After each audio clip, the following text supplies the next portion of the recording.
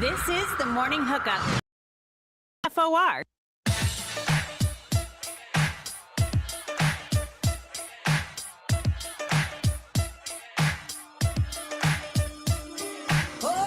Good morning, Lincoln, Nebraska. Happy hump day. Welcome to the Morning Hookup. Alex, YZ, live in studio. Husker legend Henry T. Buchanan hanging out with us for the full 2 hours today. Hope your hump day's off to a great start.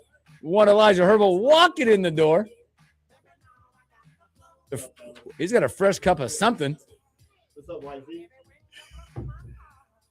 Good morning. Welcome in. Well, we got a lot to get to today.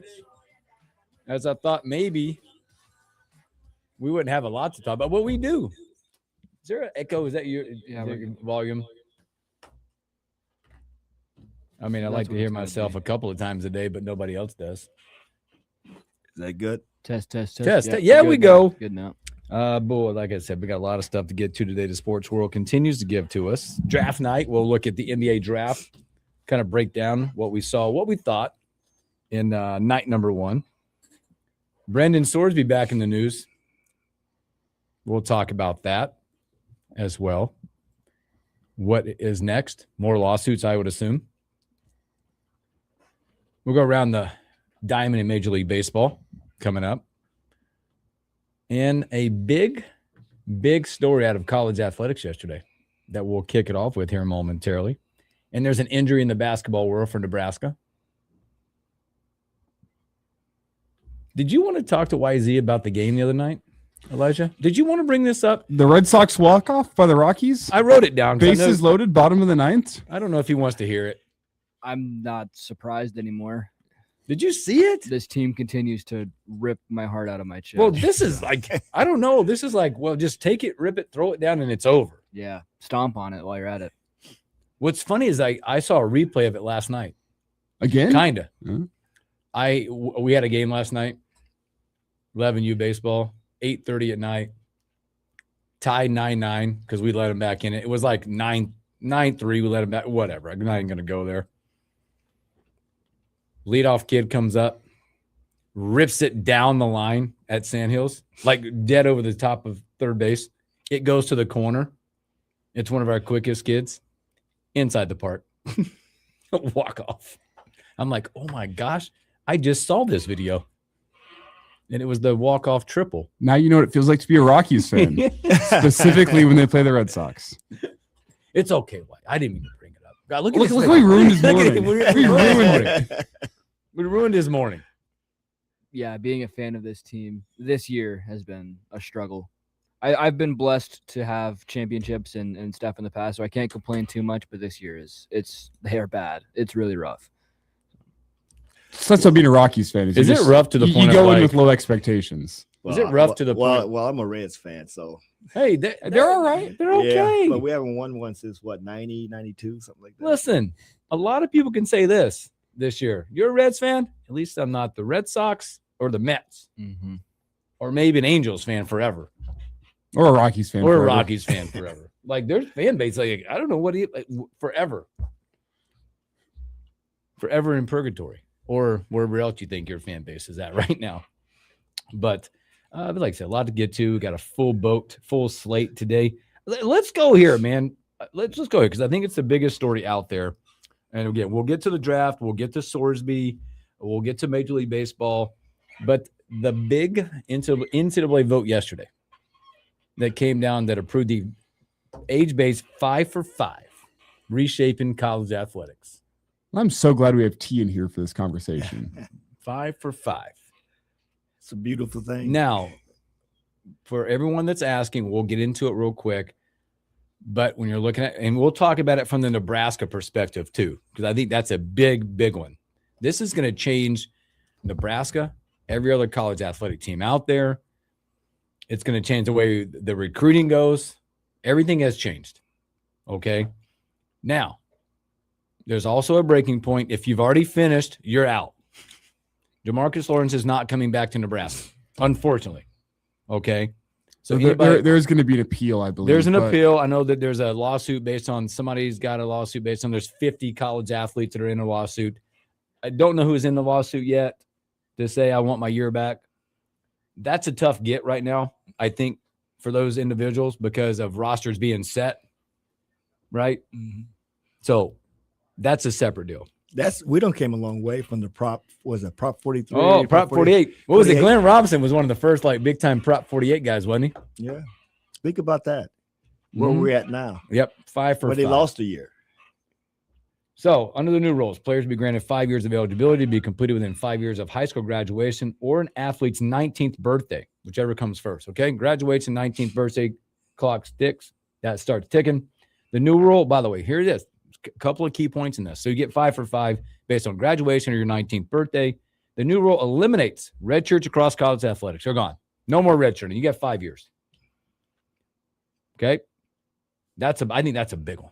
Yeah. It's going to eliminate that, number one. And two, a lot of the medical stuff, a lot of guessing work of applying for the medical hardship or whatever gone. You got 5 years. Clock starts, you got 5 years.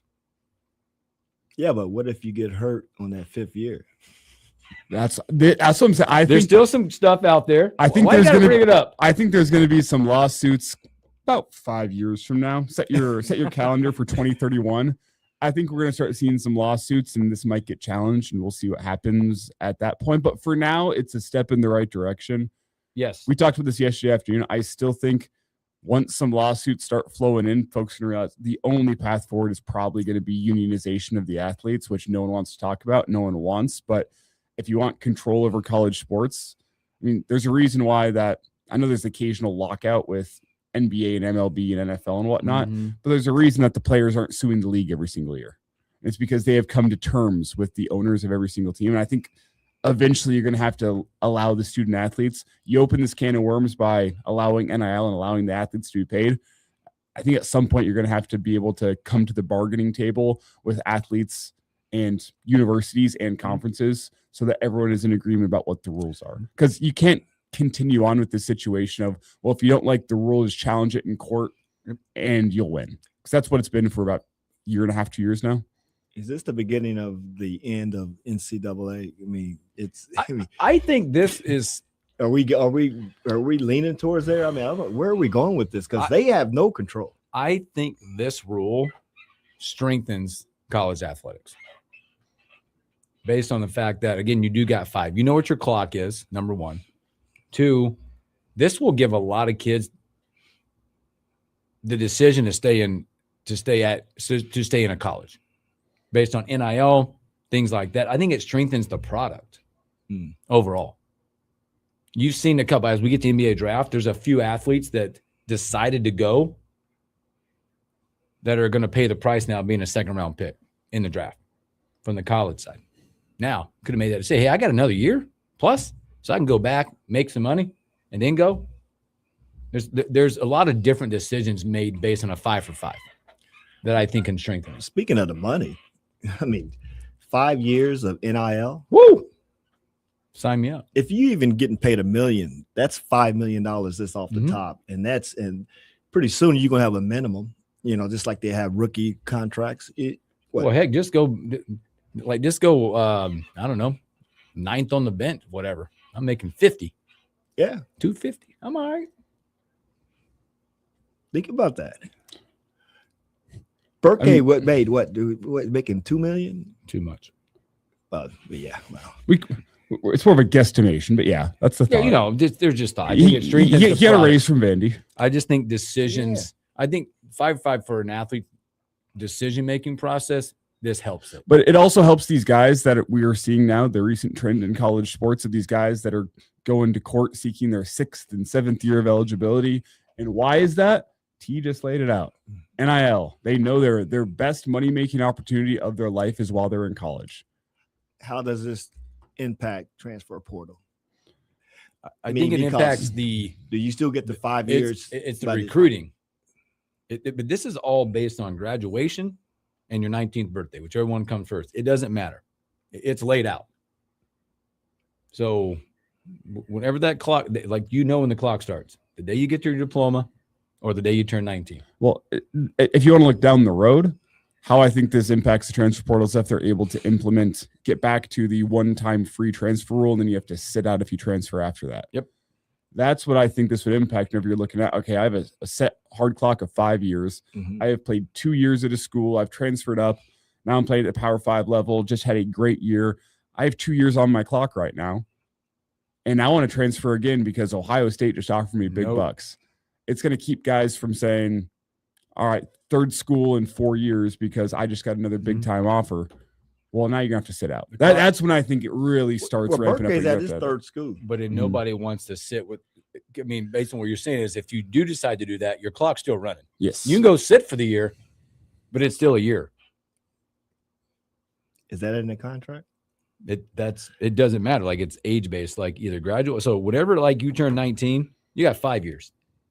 Okay, so 24. Or with one exception, which is why I'm glad we have T in here. A couple of exceptions. One being pregnancy. You can pause your clock for 9 months / a year if you're pregnant. If you are on a religious mission, so shout out BYU. BYU getting it done. And finally, active duty military service. It'll pause your clock after your 19th birthday if you were to go off and say, serve in the military for a few years before you decide to go play for the Nebraska basketball team. I served 6 years. There you go. That's why I'm glad we have you in here. It's an interesting topic. With that, I don't think this would change anything for you, but I know with the modern age of athletics being so different, like it's hard to imagine somebody going and serving 6 years of military service before coming back to college with this day and age of college sports. So it's kind of fascinating to have you in here today. Yeah, and it's interesting because of the age of the NBA players. They even talked about the kid from Michigan get ready to turn 24. Yaxel. Yeah, get ready to turn 24. And how does that look for the NBA because they're so young? I mean, and where's his clock? Where's his level? Where they say that's enough because everybody's 18, 19, 20. Yep. It's interesting. There's more to come within it, right? There's more. I mean, there's more devils in the details within this, but you can see it now. Age-based 5 for 5 is here. Now, how does it impact Nebraska? Is that question. Because it's a huge impact for a few sports. Okay. And we've actually mentioned most of these volleyball wise, by the way. Huge. It means that you can have Harper Murray, Indy Jackson, Bergen Riley, and Laney Choboy. And volleyball is one of those sports where I know they're kind of developing on the professional side of things, but these girls, their best earning potential they're going to have in their life is while they're at the University of Nebraska. Right now, how does that impact that? That'll be the question. A few have commented saying, we know the rules there. We're playing it year by year. Well, heck, if they win that lawsuit for the players who graduated this year, Jordy Fromm coming back if they win it. Which I don't think they will. We'll see.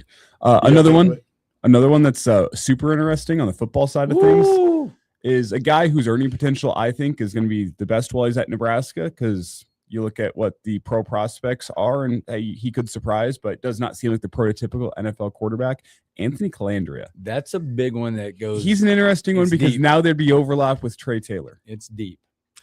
Speaking of Trey Taylor, did I hear this right now? I was in the Team Jack, golf tournament, so you hear a lot of things. Yep. And is he getting paid to play at Millard South? Mm-hmm.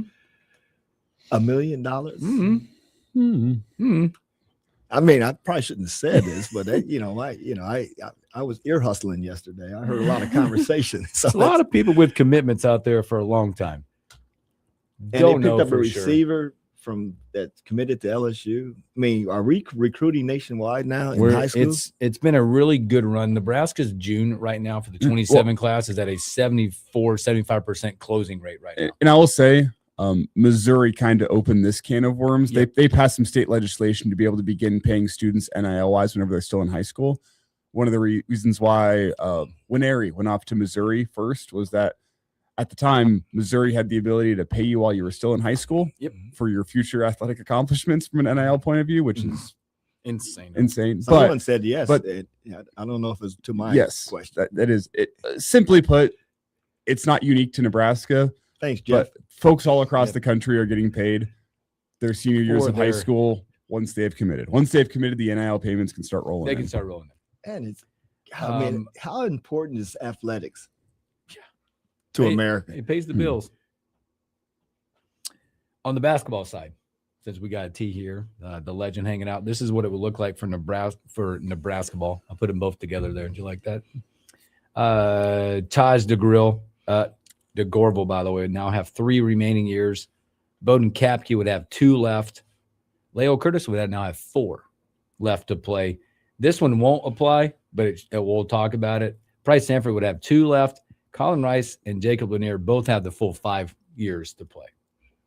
Frager has what? Well, he redshirted. So it's already gone. Like anything red shirt, if you see red shirt, if you have what they have. If you have previously redshirted, it now does not matter. Now does not matter. It is what it is at that point. That now kind of becomes a bit of a wasted season of sorts. Yes. But now you have some pretty big impact for Nebraska ball when you look at a couple of those guys. A guard, which probably be, I mean, it'll be a backup, nice part. Taj, but you look at guys like Leo Curtis for 4 more years, or your freshman have the full complement of 5. Price, we're not even going to talk about because Price ain't going to be here. Okay, I do have this is a simple semantics question, which really isn't that important. But if your first year on campus, you're a freshman. Yeah. Your second year, you're a sophomore. Third year, you're a junior. I know where you're going. Fourth year, you're a senior. What are you, 5th year? Grandpa. Because it's no longer a redshirt senior. Super senior? I don't know. Master senior, because you should have a master's degree before you leave now. That's a great point. They haven't even talked about academics because it's normally take you 2 years to get your master's. Normally, why didn't they make this 6? If you go, well, I'm sure academics was part of this conversation. Giving them 5 to get a 4-year degree. With all the academic resources that student athletes get, they can get a master's in 5. Oh yeah, absolutely. No, seriously, they could. Nowadays, they get a lot of academic support down there. It's incredible. Well, the deal is, I mean, and I talked about this with Bo Reed and some folks. Just think about that they can, we had to work during the summers, and these kids can take classes and work out. Yep. And don't worry about income and taking care of your family and things of that sort. So I think this, I mean, I'm a big supporter of NIL, and definitely for this 5th year. I mean, it's a no-brainer, just for like we just talked about, man.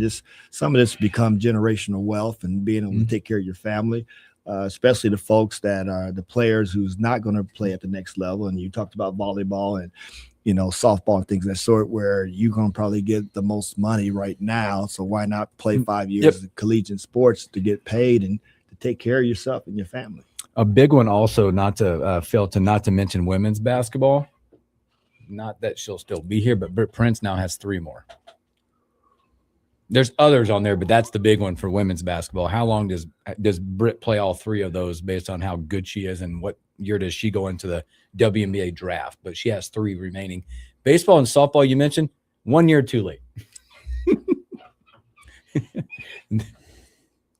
1 year too late for them. Yeah. Because their process now will be what everybody here, they're just going to do full competition. No, I think about it. Jordy would have been out of eligibility anyway because of that, the ACL recovery she went through. But to look to the future, bright star Alexis Jensen still has 4 years left. 4 years left. Yep. And then how about the 6'9" player that we picked up for the women's team? The transfer portal. Get additional year with her. I think that would be, she has 3 years left, right? Was she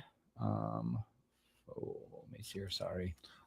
I think she already redshirted her true freshman year, and then transfer, and now she's on her 3rd school. Is that was right? her? You might remember. What's her name? Sorry, guys. Is it Eric? She's the one out of UCF in Auburn.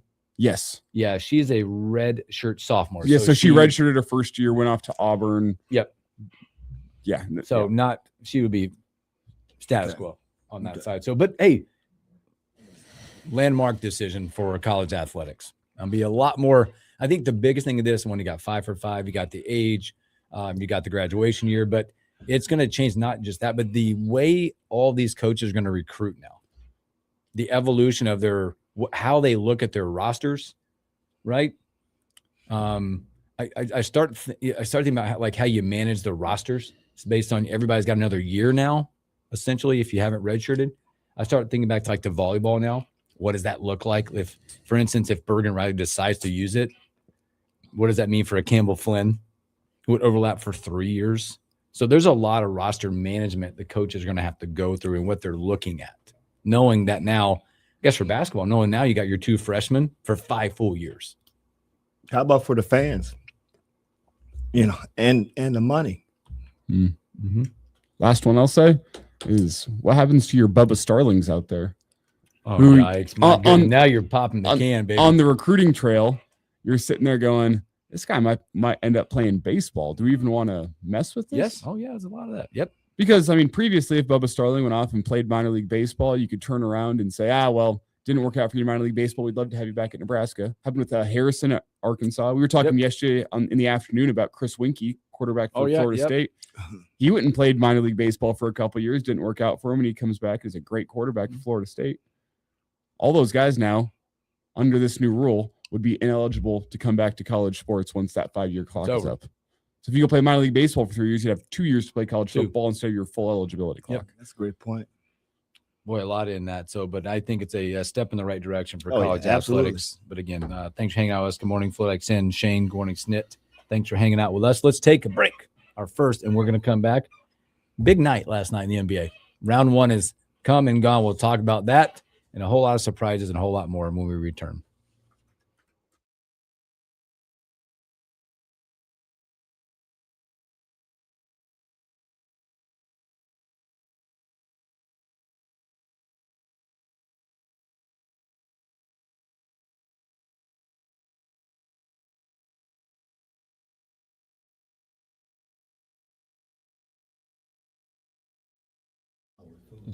You got some names over there. Let's go. NBA draft. Yeah, I got mine out right here.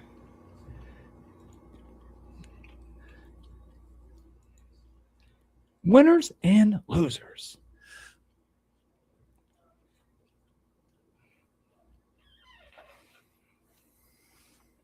Were there any losers?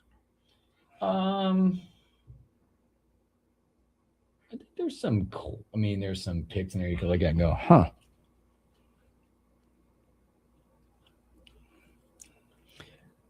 It's tough in this draft, as we'll talk about it. Like this is set up to be one of the most talented drafts we've seen in a long time. Oh, absolutely. Just the first round. Huge drop off, I think, after. Yeah. I think it was a great first round. Well, I think what's incredible about it is that for the most part, it went status quo. It was no like stunners. You had a couple of folks waiting, Probably some, I'd say there's some, I don't know. There were a few stretches, I guess.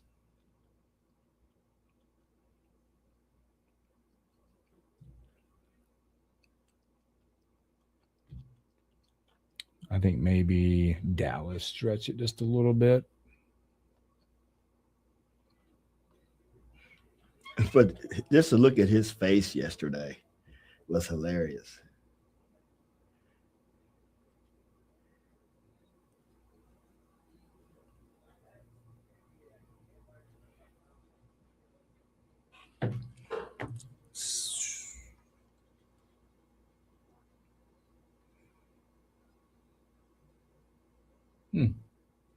Yeah, Koa Pete. I did not see that coming. That's gonna be interesting. That's the one I would like go. Uh-oh. Message coming in. Ooh.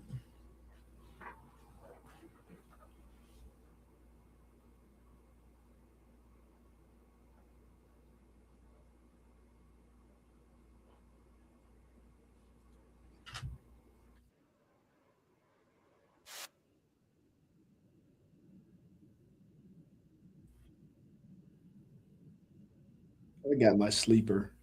You got one? Yeah. In the first round, I got my sleeper.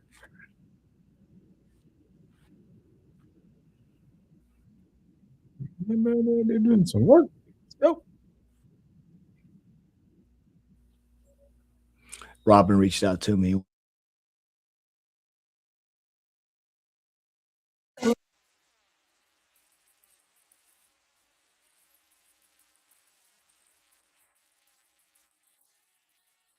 Welcome back in the morning hookup. Happy hump day. I don't know if she's listening, but I better say it. Happy anniversary to my wife. Happy anniversary. 26 big ones. It's yeah, awesome. right? That is awesome. 26 years. past the quarter century. Yeah, it's smooth sailing. Exactly. That's what I was going to say. Smooth sailing. I That's guess the awesome. best advice I give anybody, like from the marriage perspective, that I wasn't told when I first, probably the same, right? Mhm. Marriage, hard work. You got to work at it. Just because you say yes and you get to the altar and they still say yes, it ain't over. It's hard work, and it takes a village. So, happy anniversary. She ain't listening, but I just say it. Like everybody, just if you see her, you know I said it. Oh, absolutely. It is recorded. I was is a witness. recorded. I was a witness. It is recorded out there. So, boy, somebody ruling the world. NBA draft round 1 ruled it yesterday. Big moments for a lot of kids. You said something about the draft. You said, "Are there winners and losers of this draft?" And I said in the show, I'm like, you know what? I think there's some stretches as we talk about the first round.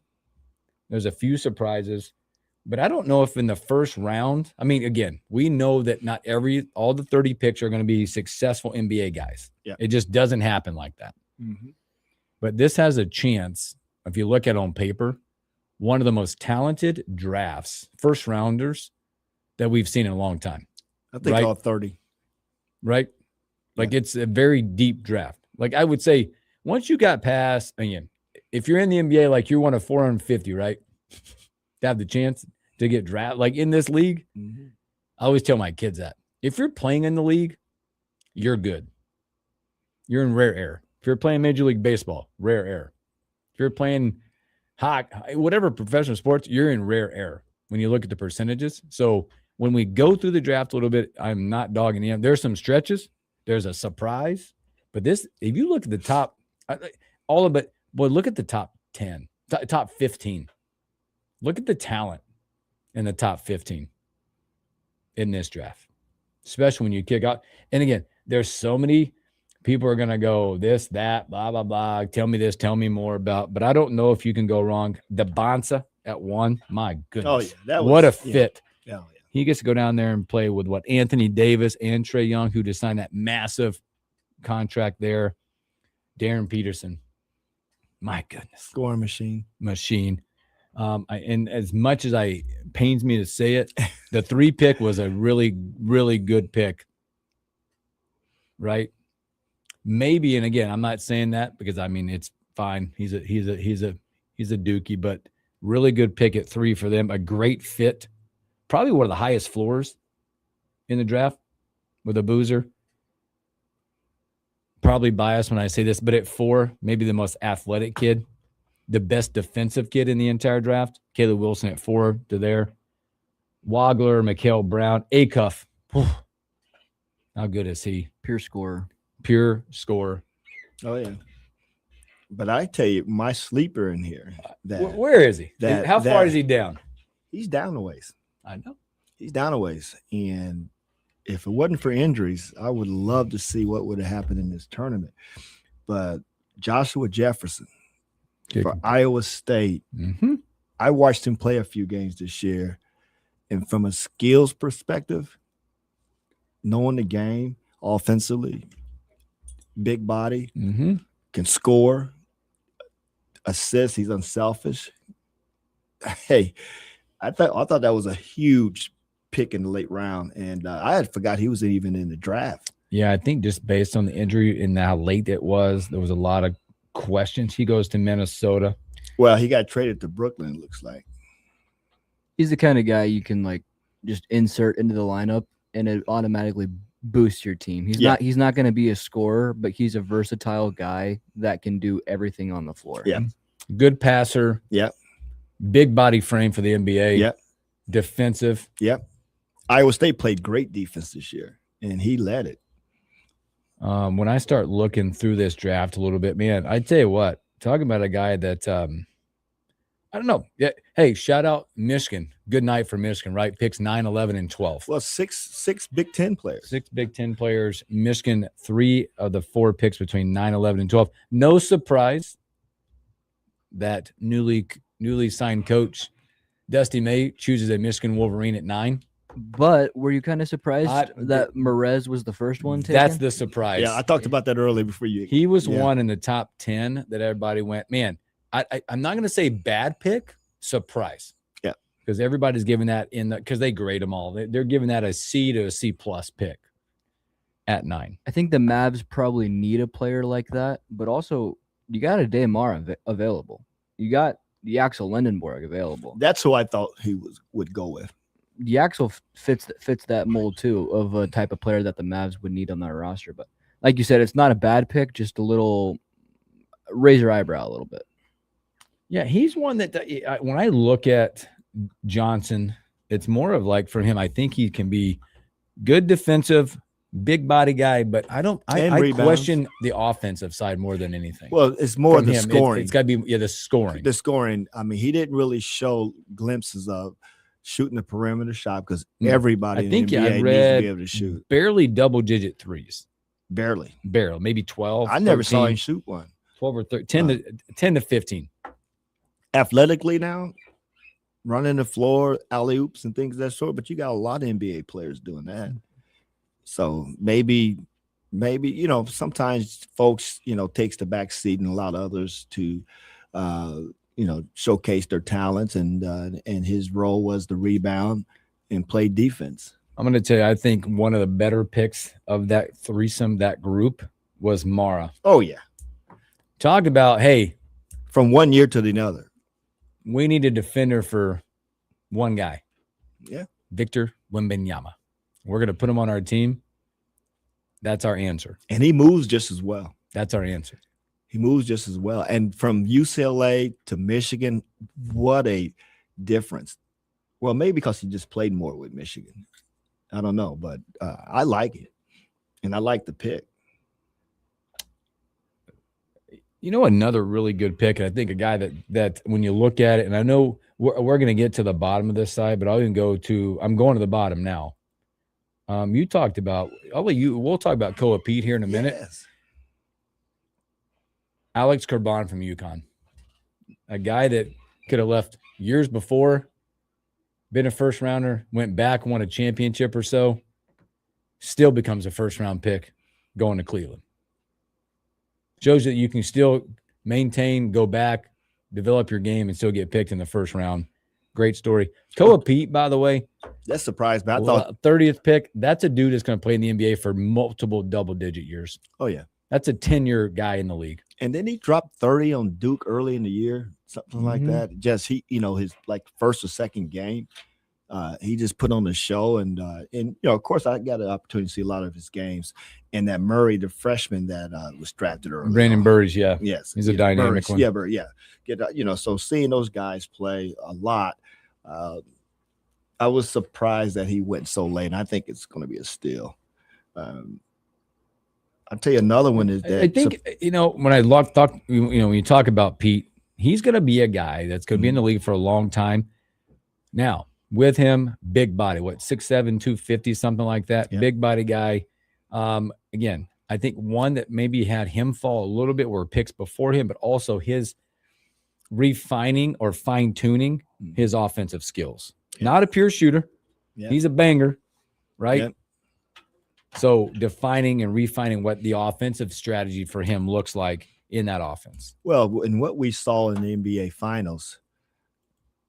Am I still there? Oh, yeah. Okay. Yeah. What I saw in the NBA Finals, he would be a prototype. The physicality that the Knicks played in the finals, and having a body like that can come in and bang and Pete could score. I mean, he's a rim scorer type guy. He's not going to stretch you too much. No, he's not. To my Koa Pete at 30.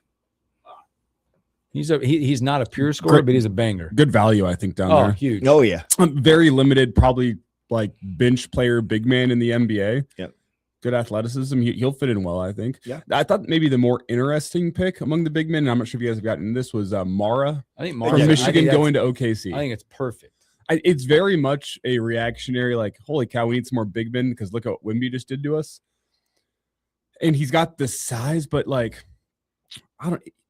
guess he kind of plays so similarly to Chet. I think he's more athletic than Chet. I would agree with that, but like from an offensive skill set point of view, Mhm. kind of similar to Chet in that he kind of needs to have the ball in his hands and be a bit of a distributor. Is he a banger down low? Kind of not really. He could do it in the college game. I'm not sure how that translates whenever you're facing true big men in the NBA. He's so slight. And then defensively, like, doesn't move his feet well enough to be a real like on ball pick and roll guy. He's going to have to be a drop coverage type of guy. And it's just, but when I saw him this year, I mean, those pick and rolls wasn't working very well because he moves his feet a little bit better than what people think he does. And then what Wemby did to Chet this year. yeah, that's fair. This is a direct. It's reactionary. You saw what Wemby did to Chet. It's like, all right, we need somebody else This down there. this pick had everything to do with that. Yes, Like, yeah. Chet can't defend him. No. We need a direct. Here's the answer. Yeah. We need a guy like this. Yeah. That was embarrassing. But Yes, it but was. I didn't realize that Chet and them beat them in that under 17 and they showed the picture during the during They've the had like final. a little mini rivalry Yes. since then. And Wemby, they say Wemby doesn't like him or they don't like each other or whatever. Yeah, but that's over now. As I don't much- like Chet either, but as much as it as much as it pains me to say it as well. We mentioned 6 Big Ten players taken Yes. in the draft. Memphis taking Bennett Sturts at 16. The really nice pick. Oh yeah, There's I an like that insurance player. policy. I like They don't it. know what's wrong with Ja. didn't like, he take get a- traded? He got Traded traded. to yeah. OKC. OKC. Which, by the way, What a spacer of the floor. Again, whatever you think about Iowa, I know you guys got to watch him shoot the lights out a lot through the season. See, I thought Floor spacer, catch and shoot guy. That's why he is traded. I thought Yes. the pick made more sense for Memphis than for OKC. I thought it made more sense for Memphis, but Now, OKC, how many? it's- OKC's got like 40 guys on their roster now. they got to clear some space. He's playing the NFL before too long. But I really, 53 man. I really like him. Well- When you look at it from the NBA, the spacing of it, the way he catch and shoots it, kind of gives you like a, I don't know if it's a great comparison, but a Reed Shepherd type guy out there, but can shoot it better. Yeah, and he's more of a point guard too. Because I think I saw earlier that Golden State was trying to get Dort, or somebody in the NBA was trying to get him. Mhm. So I think OKC's roster is going to be a little bit different because Dort didn't have he didn't play as well this year as he did last year in the playoffs, and then we don't know the injury. Well, I think Jalen Williams will be back, and so OKC they're not hurting. I mean, they're not hurting at all. They'll be okay. I wanted to say the guy that was taken right before Bennett Sturts, Dallin Swain out of Mhm. Texas. Yeah. The Bulls are quietly building something. They took your guy Caleb Caleb Wilson Wilson. for at I think 4. he's one of the. I think he might be the most athletic kid in the draft. Well, then look at Yeah. Swain too. Like they kind of have the same similar build. They're both like 6'8", 6'10 ish. Yeah. With long wingspan, super athletic, can score at the rim, can shoot the ball as well. Those two combined with what they already have on the roster, and they just made a head coach hire. So the Bulls, like maybe not this year, it's probably going to be a stepping stone sort of thing. But in a couple years, when these players get developed and they get some more chemistry with this coach, they could turn into a really solid team. Yeah. They need some star power. Yeah. That's what they need. I feel like they have a team full of role players. Yeah. And a couple stars could really bring that together. I'm not sure Caleb Wilson year 1 in the NBA or even Right. year 2 in the NBA is going to be a star, but could he develop into that with the athleticism? Mhm. So as veterans going to these teams, establishing and being those mentors for these young guys, is that gone? That's gone. In most cases, like there's some of them out there. I think the one that has the ability to go around and play with a star and is in probably a decent spot, that's Luxembourg when he goes to Golden State. I was just going to say, Yeah. I was going to go around Imagine him and going- ask if you guys have any favorite fits. That's mine. I love Yaxel Lindeborg to the Golden State Warriors. The dude steps in from an offensive polish point of view. He seems like he's just going to step in and ceiling wise, is he a boozer? Is he a woggler? Like, no, like he is not going to be the star that the guys the top 5 are, but the guy just feels like he's going to step in right away and be a contributor on a Golden State team that you don't need him to be the star. He's a more skilled Draymond Green, skilled wise. Passing, scoring. You can't leave him open.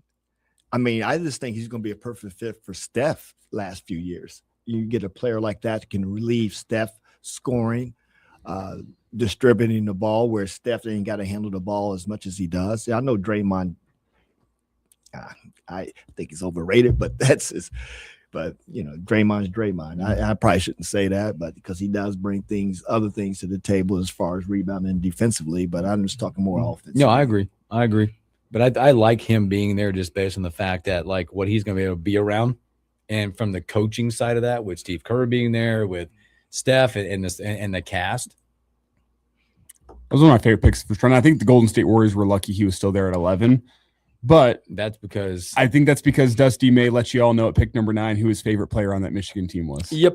And I think I think that is, if you're looking at like stretches in the lottery, that's a stretch with him. But they draft off potential now. Yep. Not what what we've seen, from our own eyes. Plus, he saw this kid in practice every day. There's a lot of so some practice every single day, and the combination you could have there with Cooper Flagg and then Morez Johnson probably playing the 3. Yeah, probably the 3. You'd have some serious size among your 3, 4, and 5 if that's the division you want to go with.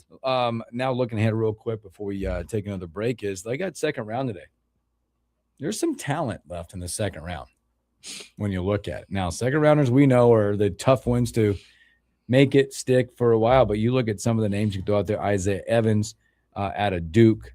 You got a dynamic guy. You got Richie Saunders coming off injury out of BYU. Where does he fall to or go to? Braden Smith. What does that look like for a Braden Smith? Tyler Nickel. He's out. The Bruce Thornton, point guard out of Ohio State, still on the board. Vassar out of Carolina, left a lot of money on the table to go in the draft. Looking to be maybe one of the first few picks out of the second round coming up.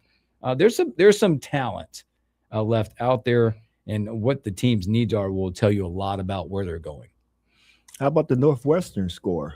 Martinelli.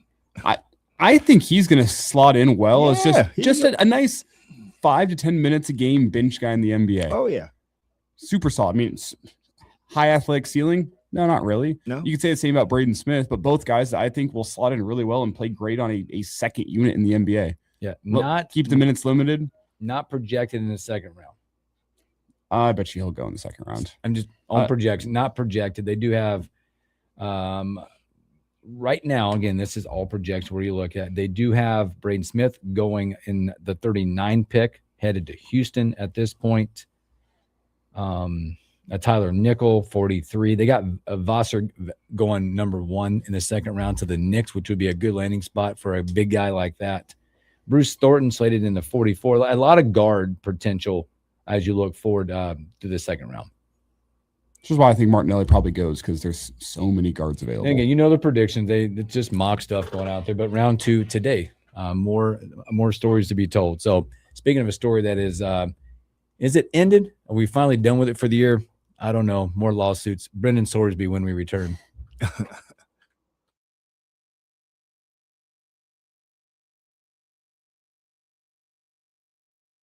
Supplemental draft? Oh, yeah, they ain't doing one.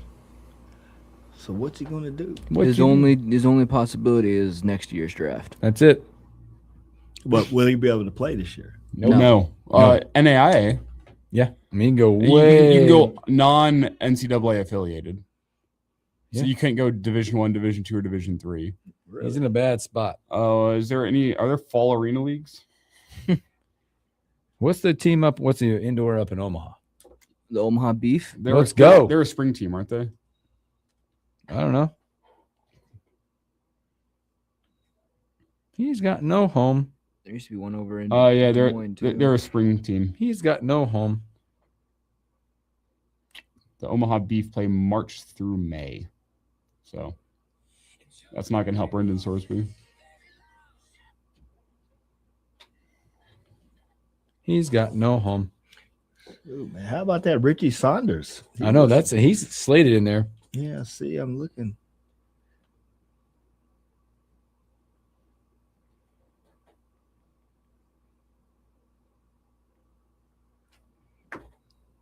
Did you guys see this thing that's going around this morning about Wyndham Clark? It's from Pardon My Take. No, I missed this one. This would be something that we missed, but he has a random out of the blue tweet from 2016 saying that he hates Baker Mayfield. What? And the guys pulled it up and like, why do you hate Baker Mayfield? And he had to be like, my PR team's here. They probably don't want me to say this, but I'm going to say it anyway. My girlfriend at the time was cheating on me with Baker Mayfield. Wow. I love it. I'm here for all of that. That'll do it. Yeah. That'll do it. It's making it. So that was on Pardon My Take this morning. Just making the rounds. made me laugh. That's not an on the air thing, but that is a great commercial break talking point. At what point did you go, hey, I'm a big enough star. I need to hire somebody to scrub my social media? Well, also, who's this girl? Dating Wyndham Clark, future 2-time U.S. Open champion, maybe more. But Baker Mayfield's also in your options? Wait a minute. She saw Baker do the whip name. She's like, yep. Like, what kind of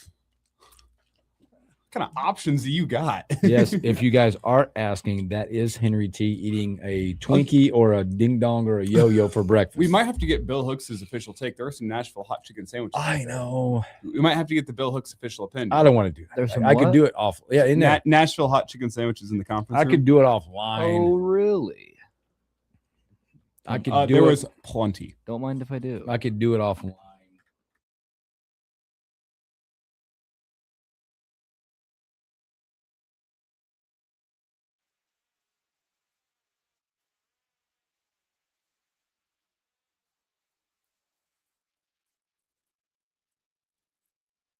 The two of us. Welcome back in the morning hookup. A few moments left. I feel like that's the topic of this conversation. There were a few moments left, but maybe not anymore for Brandon Sorsby. NFL declines supplemental draft application. Leaves Texas Tech quarterback with very, very few options.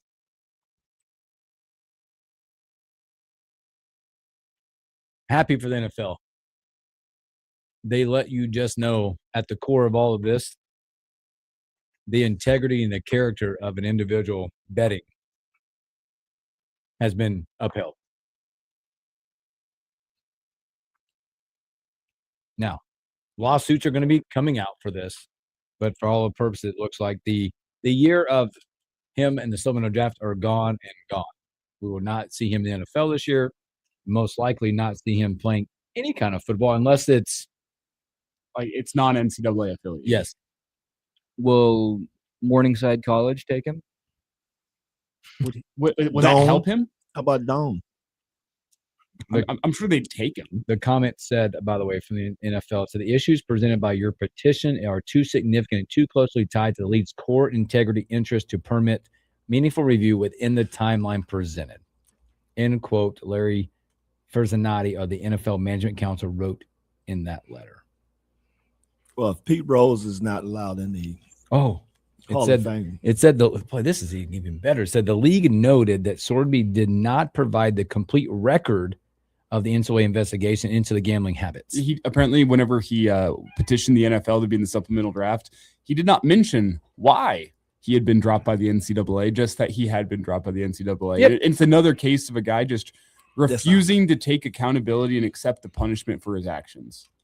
They did that's the entire issue with this entire thing. If the guy sat back and said, you know what, I did gamble on sports. I gambled on my team whenever I was at the University of Indiana. I did. And I accept the punishment from the NCAA.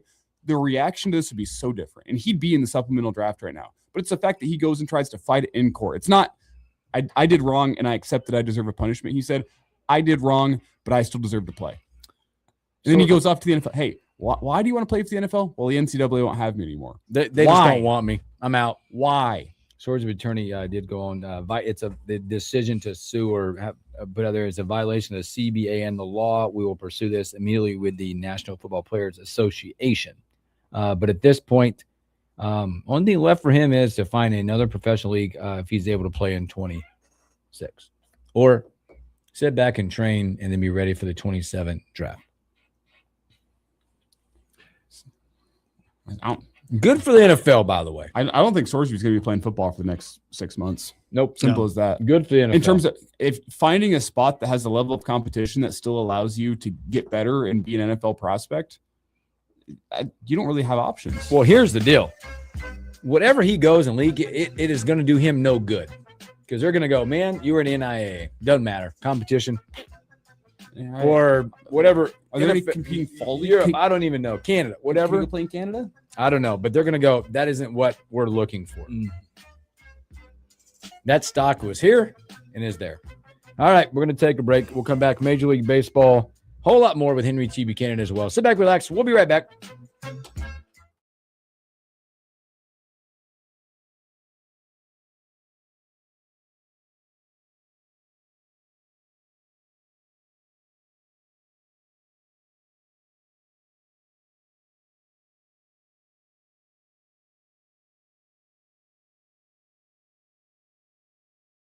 Project plans that are easy to build with no block cutting required. Check out our huge selection of concrete landscaping block in Menards. And view our weekly flyer on Menards.com for all the great deals happening now. Save big money at Menards. Hi, this is Jeff Mall with Visit Lincoln. Lincoln continues to be a hotspot for sports-related activities as we welcome back the 2026 USA Roller Sports National Championships, July 7th through August 2nd at the Speedway Sports Complex. The 2026 championships follow in the footsteps of their almost annual appearance in Lincoln, in which enthusiasts come together for the biggest roller sports event in the United States. Lincoln will be host to more than 4,000 athletes, coaches, and officials who will participate throughout almost a month of competition at Speedway, a soccer facility that becomes a mecca for roller activity featuring the fastest floor in the U.S. for speed skating activity.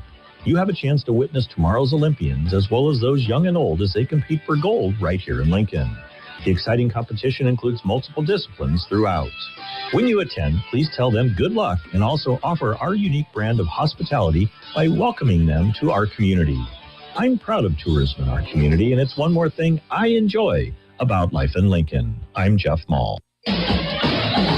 When you choose new flooring, you don't want to wait for weeks or months to enjoy it. You want it installed right away. Hi, Steve Carper from O Street Carpet. We hear stories every day about long waits and installation charges way higher than necessary. When you choose O Street Carpet, we'll measure free, install right away, and at a much better price. Stop in, shop now. Proud to be Lincoln's choice for nearly 50 years. O Street Carpet. 1732 O Street and ostreetcarpet.com. You never think cancer will happen to you. I smoked for over 40 years. My doctor recommended that I get annual lung cancer screening. They were able to catch my cancer at stage 1. It's never too late to quit. Even if you're still smoking, you need to ask your doctor about annual lung cancer screening. Just 30 minutes a year could save your life. Call the Nebraska Tobacco Quit Line, 1-800-QUIT-NOW, 1-800-784-8669. Paid for by Tobacco Free Nebraska. Aired with the Nebraska Broadcasters Association and this station. Man, I love this place. I've been surfing here since I was a kid. Now, seeing my grandson out on the water, it means everything to me. Watching him and taking in the blue waves, the sea breeze, the blurry horizon. If you have geographic atrophy, or GA, subtle changes in vision could mean it's progressing toward irreversible vision loss. Izervay is proven to slow GA progression and could help preserve your vision for longer, so you may keep seeing the world around you. Izervay, or avacincaptad pegol, is an eye injection. Don't take it if you have an infection or active swelling in or around your eye. Izervay can cause eye infection, retinal detachment, or increased risk of wet AMD. Izervay may cause blood in the white of the eye, blurred vision, or a temporary increase in eye pressure. Do not drive or use machinery until vision has recovered after an eye injection or exam. Ask your retina specialist how you can slow your GA with Izervay. To learn more, call 1-855-IZERVAY or go to izervay.com. Paid for by Astellas Pharma. Pete Ricketts is used to getting things paid for. Born into a billionaire family, Ricketts spent millions of his dad's money bankrolling his campaigns. That's why Ricketts doesn't mind voting to increase our costs. Tariff taxes, gas prices through the roof, cuts to Medicaid, and closing rural hospitals. In Pete Ricketts' world, when things cost more, Dad just picks up the tab. Tell Senator Ricketts Nebraskans pay our own way. Bring down our costs now. Lincoln's local news, talk, sports, and weather station. FM 101.5, 1240 AM, KFOR, and KFRX HD3, Lincoln. From ABC News, I'm Sherry Preston. President Trump has canceled the signing of a rare piece of bipartisan agreement, the bill designed to make housing more affordable for Americans. ABC's Karen Travers is at the White House with more. President Trump wrote on social media Wednesday morning he would not sign the housing bill passed by Congress until lawmakers pass the Save America Act, which he says he considers to be, quote, a national emergency. The president has been demanding this since March. The Save America Act requires proof of citizenship before registering to vote. Earlier today, the president criticized the housing bill as being of, quote, minor importance. The legislation's key goal is to increase the supply of homes for sale. It restricts Wall Street investors from buying single-family homes and cuts red tape to make it easier to build new homes. Karen Travers, ABC News, the White House. The president will be on Capitol Hill today to meet with Republican lawmakers, 4 of whom cross party lines, to pass the War Powers Act, a symbolic move that requires approval from Congress before any more military action can be taken in Iran. There's continued confusion over when nuclear inspectors will begin going to Iran. The head of the International Nuclear Watchdog says it'll be soon. Iran says not until after a final peace deal is signed. Intense criticism and mounting lawsuits have pushed a Central Texas summer camp over the financial edge. Camp Mystic had been in operation for nearly a century when severe flash flooding last year took the lives of 25 children, 2 counselors, and Dick Eastland, the co-owner of the facility. This morning in Houston, Eastland's son and camp manager Edward Eastland filed for Chapter 11 bankruptcy protection, saying Camp Mystic's debts exceed $10 million. ABC's Jim Ryan in Dallas. The International Olympic Committee has today created a potential $100 million fund that'll go toward paying every athlete competing in the games $10,000 grants. Chief of Staff to former New York City Mayor Eric Adams has been arrested as part of an investigation into an alleged bribery scheme. This is ABC News. From the FIFA World Cup to competitive business environments, grand ambitions lead to game-changing achievements. At Bank of America, we're there to support businesses at every step, providing insights and expertise to help you gain an edge. He shoots, he scores! What would you like the power to do? Explore winning business solutions at BofA.com/gamechangers. Bank of America, official bank of the FIFA World Cup 2026. Why'd I go to the doctor? Working on the farm, my heart kept skipping a beat. I didn't think much of it, but my daughters made me get checked out. Turns out I have atrial fibrillation, which increases the risk of stroke about 5 times. Symptoms like irregular heartbeat, heart racing, chest pain, shortness of breath, fatigue, or lightheadedness can come and go. But if it's AFib, the risk of stroke remains. If you have symptoms, contact a doctor. I'm so glad I did. Visit notimetowait.com. Sponsored by Bristol-Myers Squibb and Pfizer. Input on the proposed LPS budget. Good morning. I'm Jeff Moe. It's mostly cloudy, 71 degrees at KFOR. Lincoln School Board members on Tuesday afternoon held a work session on the proposed preliminary 2026-27 Lincoln Public Schools budget. The tax levy will stay the same as it was for last school year at $1.02. One thing LPS Associate Superintendent for Business Affairs Liz Standish said that there's a need for having a vestibule at 31 school buildings. So you have a place where someone is more in an entrance area with the locking mechanism. They're maybe vetted by a staff member through a window, and then they're released into the building, as opposed to potentially coming into an office and being vetted there. And Standish points out that all front entrances of the schools are secured. There's now an online input form that is open to the public until July 10th to submit comments or questions. At noon today, there will be a virtual public forum through a Zoom webinar link. Then tonight at 7, there will be an in-person public forum at the LPS district office that will also be live streamed. You can read more about this up at KFORnow.com. What you pay at the fuel pump to fill up your gas tank is dropping. Average amount of fuel prices across Nebraska is now down to $3.67 a gallon. Down from a week ago, we were at $3.85, and if we look at where we were a month ago, we're at $4.30 a gallon. So definitely an advantage for consumers as we move closer to the Independence Day holiday. AAA Nebraska's Brian Ortner tells KFOR News the markets are in favor of lower prices with low 70s for the cost of crude oil per gallon. Average price of fuel in the Lincoln area about $3.74 a gallon. The unemployment rate in the state of Nebraska for May, 3%. State Department of Labor says that's unchanged from the April rate. The unemployment rate for Lincoln in May was at 2.6%. That's up 0.2% from the April rate. Lincoln's first forecast today will be partly sunny with a high around 82, 71 right now. I'm Jeff Motes, KFOR News. Jazz in June 2026 is here. This iconic free-of-charge music festival makes its return once again on campus, downtown Lincoln. With the area's best food trucks available on-site starting at 5, Jazz in June is every Tuesday evening during the month of June, with music starting at 7. This week featuring Night of Wonder, a tribute to Stevie. For more info, complete season schedule, and VIP tickets, visit jazzinjune.com.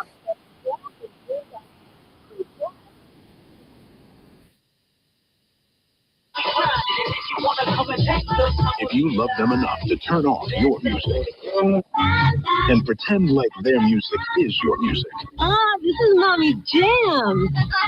then surely you'll check NHTSA.gov/the right seat to make sure they're in the right car seat. Let's play it again. Check today at NHTSA.gov/the right seat. Brought to you by the National Highway.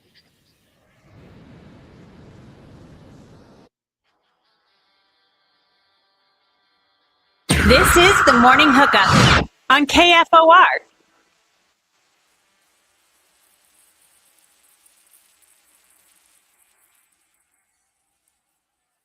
Welcome back in the Morning Hookup, hour number 2. Up your hump day's off to a great start, hanging out with Elijah Herbert, YZ, Oscar legend Henry T. Buchanan, freshly off his wholesome breakfast.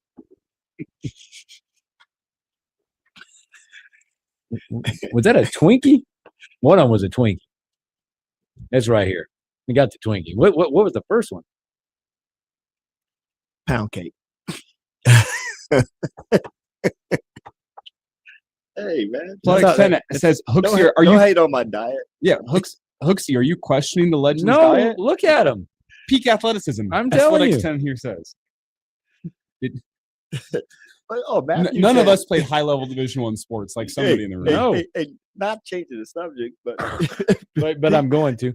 Cole Pete's brother played at Nebraska. He was a Callahan? recruit. Well, he's a there recruit? was two of them. There was the one that was the recruit a long time ago, and then wasn't Andres Pete, his brother, the was that offensive Stanford? line recruit under Pelini, who went to Stanford? Yes. Yep. Oh, okay. And played for He the tried. Saints. What's he doing now? Is he still in the Tried to NFL? get him. Andres brother. Pete is playing for the. Played 9 seasons with the Saints, played with the Steelers, and is now a free agent. There you go. Athleticism runs through the family. Yeah, played 9 years with the Saints, 1 year with the Raiders, 1 year with the Steelers, and is teamless for now. But yesterday, speaking of football, yesterday really told me how great. Well, not being critical on what's going on now. Our former football players, unreal. Pretty athletic still. Still, I mean, like I said, when I met Rex Burkhead, and looking at, I know he's just a couple years away from NFL, but my Lord, I mean, all of them, Jay Foreman, I mean, you name them, Tony Thielen, all these guys look like he can still play. Tommy's being Tommy. He's not maybe in playing shape, but it's my guy. And one of the best ever. I mean, if not the best ever. Well, T, for former high-level athletes like you and me, it never really goes away, Exactly. Be deceiving. Hey, but I don't know if Bo's gonna ask me to play in a forcible community. I did hit a couple punts. That's all you got to be. This is part of the game. Oh man, hey, it was so bad. I tell you, Jason Peters asked me, "How often do you play?" This is setting up our rematch. Setting up to be good. Oh no, I gotta get some practice. Well, I need less. T, more He's just importantly, setting you up. I'm filling out a Cornhusker State Games basketball team if you want to be a player coach down in the bronze division. Bronze division. State games. I think they're real big, so they don't won that the last couple of years. Yeah, Not in the bronze. They're in the gold. Yeah, they're fun to watch Up because here. it's actual basketball. We're like chickens running around with our heads cut off, and you know Yeah. these teams up at the top that are actually running plays. And Elijah, stuff. I'll be honest with you. I couldn't even play in your league. You Maybe could get coach. done. I could We could- coach. We can sub you in at the end to shoot free throws once we're up big. Well, I can maybe hit a couple free throws, but I have to get fouled first, or the other team get a tech, and I come in and shoot the tech. Technical We'll just have you stand right across the half court line, pass it up to you, hold the ball, get fouled. get fouled, go to the line. We got Husker legend Henry T. Buchanan. T. Speaking of hoops, man, you got your program out already. The Well, T, did you get a chance to watch the Watch and Yeah. Dream documentary? Yes, phenomenal. I have not finished it yet, so no spoilers of the last hour. You haven't gotten there yet. I've been making my way through it on the treadmill at the gym. Oh yeah, I was at the game for our first one against Troy, and after being a former player, and I know before I played, and it's been almost 40 years since I played, and being able to witness that first win, I mean, it was a tearjerker. Oh, I know. I saw you. Oh yeah, everybody was hooping, hollering. I was trying to hold back tears. It was that phenomenal, and then to watch the movie, it's even better. Mhm. You know, to relive that and to listen to, you know, Fred in the moment, you know, in those locker room talks at beginning and halftime. You know, you see the adjustments and the things, the motivation. And I had the opportunity to watch these guys practice all year. You know, whenever I came to Lincoln to visit and to watch, and I saw the preparation and I saw how hard these kids worked and just the unity. You know, I was talking to Bo Reed and Eric Piakowski last night and Bruce Chubbuck. Bruce Chubbuck was playing as well. He wasn't on our Bison, but he was there too. And we were just talking about this team and how it made us all feel. Talking about that 91 team or, you know, the 26-win team. And Chubb just said it's not wasn't as this team talent-wise. I mean, you know, going through that roster, it was unbelievable, but they just didn't have that togetherness that this team, and I'm seeing that this week. I've had opportunity to go watch him practice this week and seeing the same things I seen last year, and he just reloaded, and I'm pretty excited about the talent we're going to put on the floor this year and the size. I mean, our shortest player is 6'4". Yeah. I mean, and one of the things they did talk about in the Watch and Dream documentary was that they knew right away that they were going to be a good offensive team. Yeah. The question was, could they bring it together defensively? Do you think this team will be similar? I mean, sometimes defense is all about cohesion and knowing the guys you're playing next to, kind of knowing what they're going to do before they even do it. I guess, first off, how much time does it take to get that cohesion? And secondly, do you see that kind of same thing with this team where you see the offensive nature, but they need to come together defensively? Nate lost. That's all I have to say. Okay. The guy, hey, he's a defensive genius. And just to watch him practice, yesterday morning. And it's funny how, it's not even funny, but it's a pleasure watching how he orchestrates the defense. And then here comes Coach Hoiberg, who's implementing the offense, going against Nate Lawson's defense, and watching how this comes together and how all the defensive assignments and then you're watching Coach Hoiberg trying to pick it apart, offensively in the type of offense that he runs, and watching how the kids really react to it and how they adapt. These are a bunch of new players, 8 new players, and they're not missing a beat. The motivation. I'm watching Kel Jacobson, and Price, and Frager. Watching these guys, Leo, Curtis, Henry Burke, Walker. Watching how these kids are bringing along the new players and teaching them, pulling them to the side. I'm watching everything and sidelines. I mean, there's nobody just lollygagging around. Everybody's focused. And this is summertime. This is June. And they are laser focused right now. And I got a chance to meet the new personal trainer. Didn't see him in action though, because right now it's basketball. I mean, they're getting up and down the court. It's just fun to watch how he's creating this type of culture that he's already created, and watching these new players, come to the plate, man, and they're swinging. And it speaks to Fred, and again, not to keep on taking it back to the Watch and Dream documentary, but there's so much great information in there. But we heard it all year long. You see it again in the documentary. After every game, he's asking, "Are you guys satisfied?" That's the greatest question ever. And now you get to summer workouts after you've made a Sweet 16 run. And we saw the pictures yesterday from, I think it was Robin who posted them yesterday, the Sweet 16 rings that these guys from last year's team gotten. Yeah. It could be so easy to come into summer and be like, you know what, we did it. We finally got that first win. We made a Sweet 16 run. We've got the rings. We're going to be legends forever in this state. But to hear you say that these guys are still sitting there completely unsatisfied, laser focused, knowing they want to take the next step. Absolutely. I mean, you are among the elite of the elite if you make it past the Sweet 16. There's a reason they call it the Elite 8. Yeah. And these guys aren't satisfied. They want to make a deeper run than the Sweet 16. Yeah. And, and then something that folks didn't catch in that movie was also his ability to say, amnesia, forget what you just did yesterday. Forget that last game. We got to focus on now and the game that's ahead of us, and never always be hungry, and that's hard to do because sometimes success, they won 20 games in a row. Yep.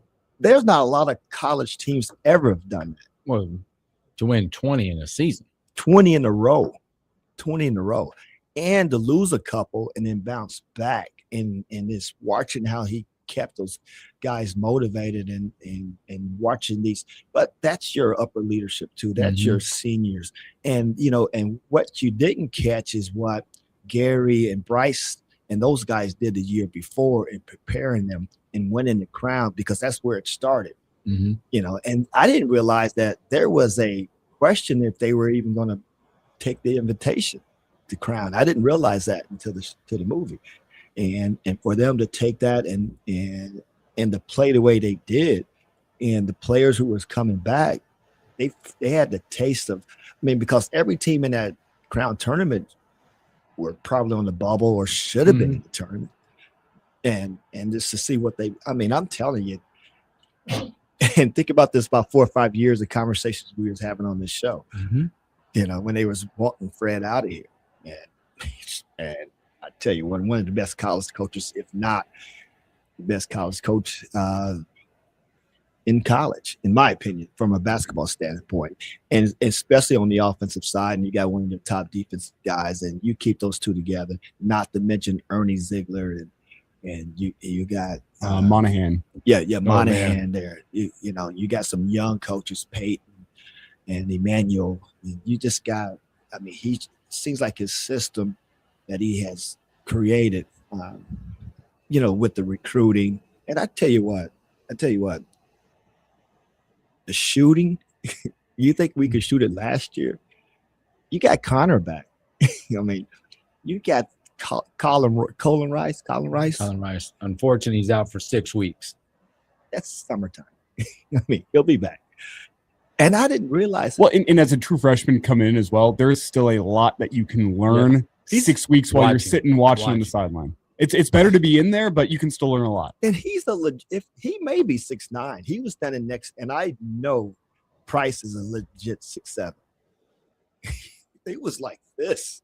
The kid is a legit 6'9". The kid's a legit NBA talent. Yep. Oh, I was going to ask you that as you saw, you've seen multiple teams at Nebraska, but give me the eye test view when you look at this current roster. What's different when you go, because you hear a lot of people go, oh, this is a Big Ten roster all of a sudden, but give me the eye test, just the view of because you can look at the stats. You talk about the shoot, and there's a real chance you have 4 guys that are in your starting lineup next year that are shooting near 40% from 3. Yep. Does that reflect in the eye test? Oh yeah, athletic ability. Some of these recruits they got in. I mean, these guys are long. I mean, the 2'6'4" kids are Connor and Kel. Everybody else 6'5", 6'6", 6'7", across the board, and then you got 6'10", 6'11", 7'2", 6'9", 6'8", and all of them get up and down the court. The 7-footer from Boston College. Now, I was impressed with Kel winning the sprint. But that big kid from Boston College is right on his tail. Copy. Yes, they run. Yeah. He's more I don't think he's going to. I haven't seen everything, but I don't think he's as skilled as Rink Mass was, but way more athletic. Way more athletic, and taller and bigger.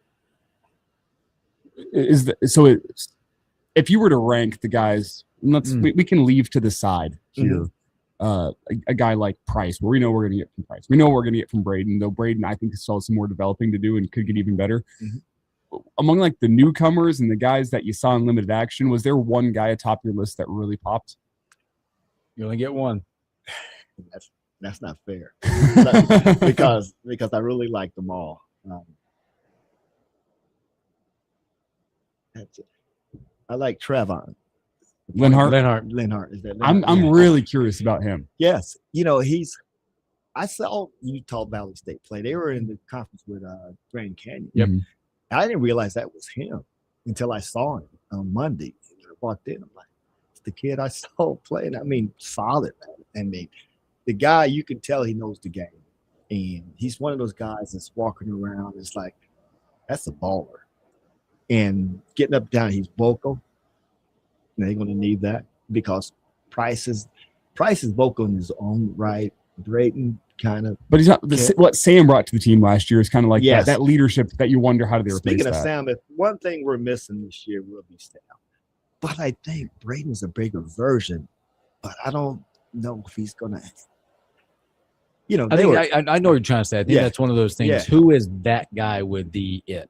The bulldog. The guy that's going to step in. Like over the last few years, you can start to find those guys. I would even go back and say, yeah, Sam's the poster child for the bulldog. But like year before, a couple years ago, Juwan Gary, who did Vandemel, who did that type of stuff, and that's one. You can never replace that.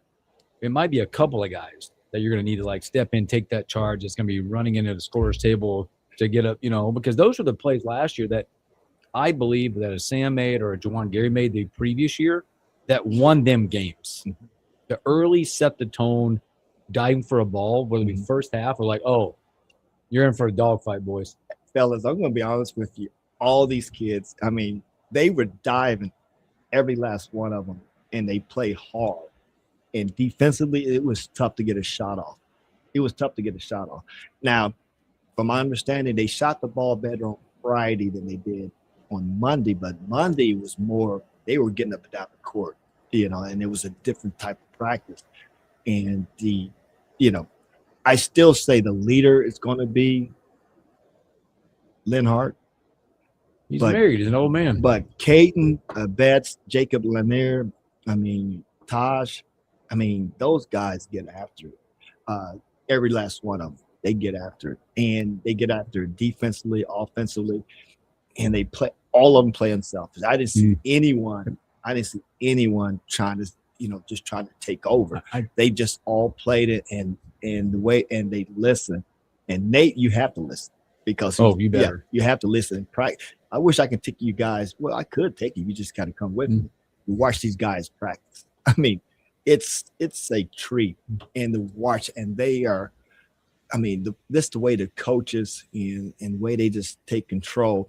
And the way these players respond is exactly what I've seen the last couple of years. I think what I'm most excited about when I look at this team, and see you guys can comment before you take a break, is the miles that are on those tires with some of these guys. Yeah. College starts. That's the way of the athlete. Nebraska ball is getting old with college miles. Right? Yeah. There's a lot of miles from different places, a lot of starts on that roster, not just the guys that have been here, but guys that are coming here with a lot of miles, a lot of starts. We're not talking like 250,000. No. We're talking nice and broken in. Yeah, just nice and broken. They're ready to go. Right. Leo Curtis, he's playing tough, man. Okay. He's, we saw a glimpse of what he could do against Michigan. Yep. He's willing. He's got some touch around the rim. I'm curious to see. We talked about this with Robin yesterday. Is he a guy that comes into his own as a 3-point shooter, a guy that can stretch out a defense as well? Can he go play 5 out with a 7'2" guy out at the wing that can knock down threes? Imagine a 7-footer jumping back and just going scoop, scoop. Do you know how much easier that makes your life as an offense?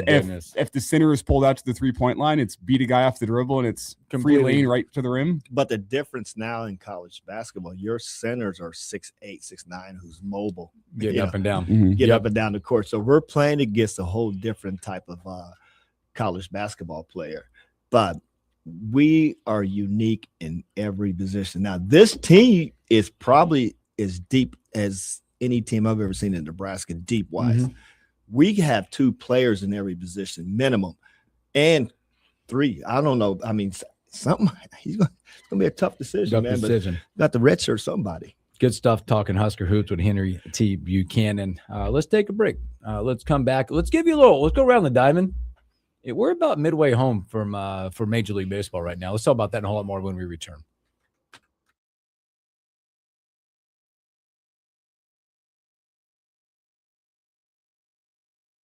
Shot back in high school, you know that? Shot.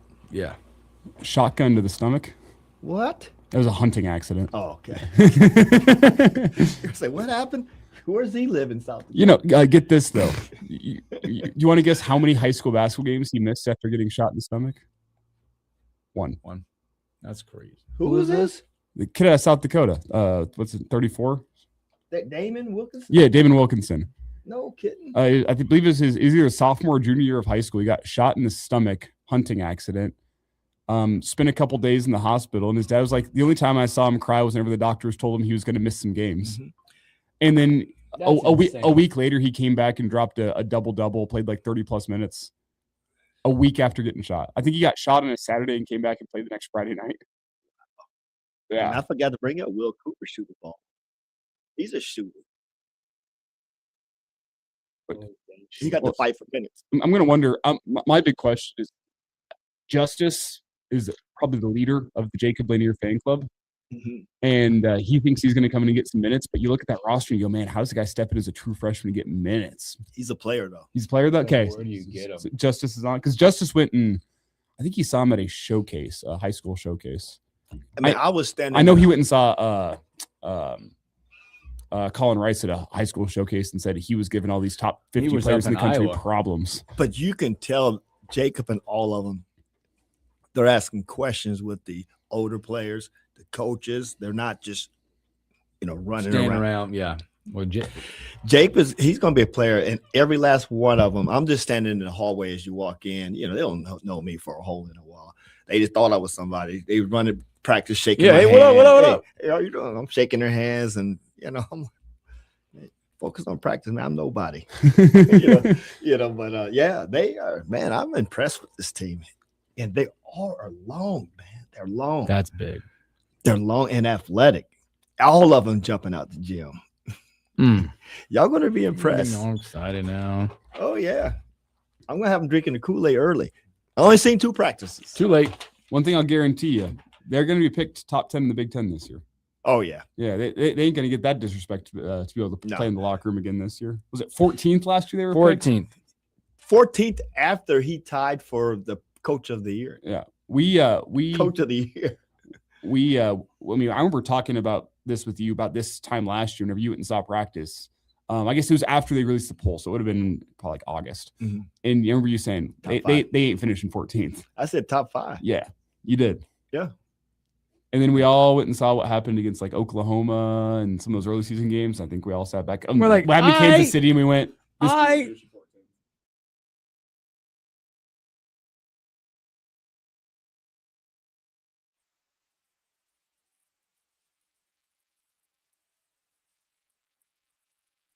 Welcome back in the morning hookup. I was going to ask the boss man if they bring us some Kool-Aid, but T already brought it. Hey, I tell you it's what, here. It is. I mean, just get prepared, and I guarantee you, the Big Ten won't disrespect us this year. All the know-it-alls, they won't disrespect. I guarantee you, they'll have us ranked, especially with the losing of Michigan's coach. And I don't know if that's going to – I know they're hiring one of the assistants as an interim coach, one of their top assistants. If they're going to be able to keep their roster or their recruits. But we know we are. And we still have our coach in hand. And I know one thing that he done proved in the last 2 years that he can flat out coach. And even after he was coach of the year before, they still had his preseason 14th. Guarantee you, we'll be in the top. They'll put us with our recruits, top 5. They'll have us in the top 5. Can this be a team that competes for a Big Ten regular season conference? Yes. Oh yes. Oh yeah. They were there last year. We all knew Michigan by the time that season wore on was the top dog. But here's why. How many Big Ten teams outside of us is returning their 2 of their top players?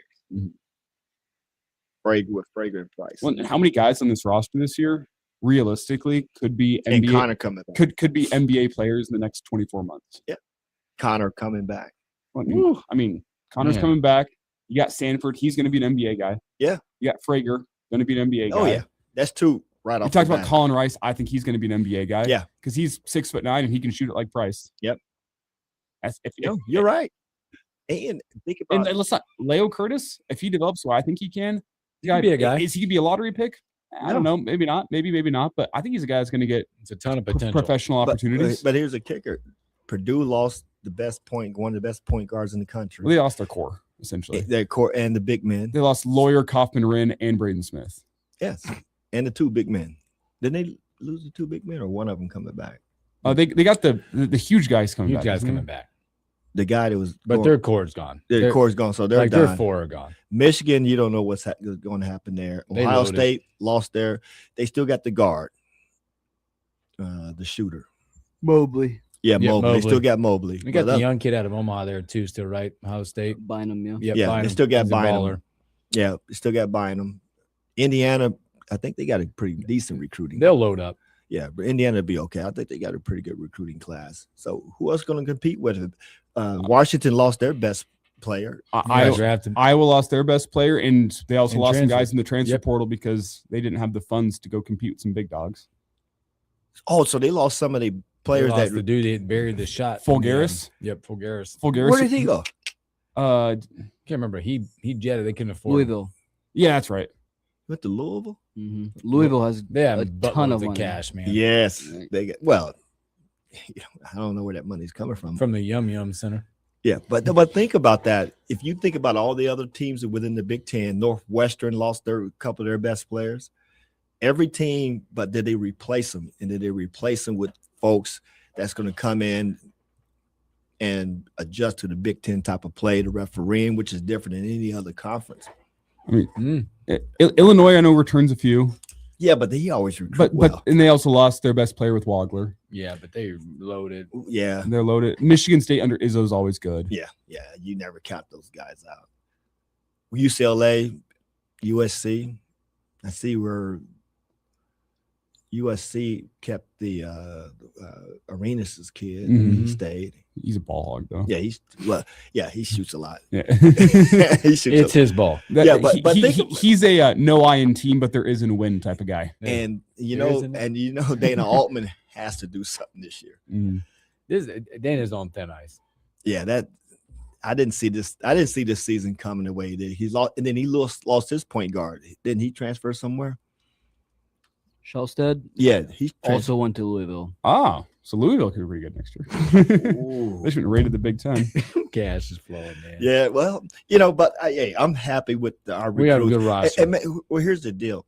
I think Fred's coaching staff and Fred does a phenomenal job recruiting folks with character that fits his system. And he's not going for those. They have a plan. Yes, and it's working. It's a plan. Whether it be they're the business owner that has a budget that works so well within the budget with A+ talent and culture recruits. Put right into it. How do you guys feel quickly, as an aside here, about what Michigan's going to have next year? That's a good question. Because the thing I said on Monday, whenever this news broke, was we'll find out in the next 48 hours how caught off guard Michigan was. We haven't even heard of any candidates being rumored. No. Which makes me think Michigan got caught pretty off guard in the past week about this. Well, they automatically made the assistant as the They got a interim nice because they luxury. wanted to keep him. That's a nice luxury, by the way, to have on your bench. Yeah, great. But I would have thought he was taking him with him. But if he ends up becoming the full-time coach for I you, don't that think- means Michigan was caught completely He's unprepared. probably not the full-time guy, but it definitely steadies the ship for right now. Well, I was thinking, if Michigan maxed quickly, it means they were ready for this. Dusty May gave him some forewarning. This makes me think that this was a late developing situation where Michigan is now scrambling, which doesn't mean good things for their team next No. year if that's what it ends up being. Program, they still have a team. great roster. They have a lot of money, But then you got to worry about who's Michigan eyeing. Can't ignore that. There's a lot of coaches out there. And They don't even have a list out, do they? no, it happened. I mean, sure, it just people are- happened. Sure, people making a list. And Making up stuff. We'll also see what happens with some of those guys that are on the roster in terms of do they stay on Michigan? Elliot Cadeau being the big one. Does he stick around with a new coach, or does he start looking for greener pastures if they do bring in a coach that doesn't jive with him? That's a great question. But for us, it still puts us in a better position because of our culture. Our coaching staff stayed intact. Our top players stayed with the program. And stability is everything you need in collegiate sports in today's game. And we're just doing it the right way. And the administration, the fans, think about it. The fans, man, They're it's they're everything. And now the fans are spoiled. We are spoiled. We want to see more. more of that Oh, winning. man. You talked about the Elite Eight next year. I mean, you get a taste of it. Oh man. Even as a former player, you just feel like you're part of that. Well, You mean Huskers? You mean Husker fans' expectations have changed? Oh, absolutely. Absolutely. Championship or bust. But I still say, and I love my basketball program, love what they're doing, but we got to find this football team. Got to get back on the national. It's hard though. T. They have new uniforms. That'll fix everything. See, that's the problem. Uh-oh, here we go. No, I'm not gonna. No, let me stop. I heard a little bit of stuff there. I heard quite a bit, and I'm sure there wasn't anything good on it, but boy, things that happen. Yeah, but I'm not that guy. Things that have, switching gears just a little bit. Well, here, to quickly just say something, I think the basketball team has proven that tradition doesn't win you games. Nope. And money doesn't necessarily win you games. Coaching and development wins you games, and evaluation and wins building you a games. culture. Yep. And really building a culture, not just not lip syncing. Mm-hmm. I mean, Coach Hoiberg has built a culture, and he got the right staff surrounding him, support staff, and he's recruiting the right players. You can't, money can't buy that. We all know what it took. I mean, again, as we age and get older and things like that, we all know that Fred has learned through this process. Yep. With the evolution of who sits on the bench with him. Right. Oh, yeah. I think that is something that gets glossed over quite a bit. We look at roster management and things like that, but you can go back and go, man, look what Fred has learned when he returned to the college game and where he is now. Facts. And it's just, and I'm not going to dog anybody that was on that bench when they started. Nope. But look where he's gotten to now. Well, it's shocked because Fred stepped in as one of the more accomplished head coaches in college basketball. Maybe not one of the most, but one of the more accomplished coaches in college basketball. And I would say maybe not night and day, he's an incredibly better coach now than he was when he stepped foot at Nebraska. No doubt. I think, again, that was the evolution of learning. Like Fred at Iowa State was ahead of his time. Yes. From the portal and all that. And I think this happens to a lot of coaches. The evolution was he stepped into wanting to do the same, but there was other factors playing in that mix that were not introduced quite yet, but talked about a lot. Well, and how many coaches have you seen across multiple sports that step in thinking they're high and mighty? And again, I know what I'm talking about. I am a great coach. Look at my resume, and they don't adjust and get better on the fly as they go. When I think you have to learn to you have to humble yourself as a great accomplished head coach to be able to sit back and say, there's still more for me to learn. You have to learn to love to do certain things in college that you don't have to do in the pros. Yep. Recruit. Because a lot of these teams out there, they got talent evaluators.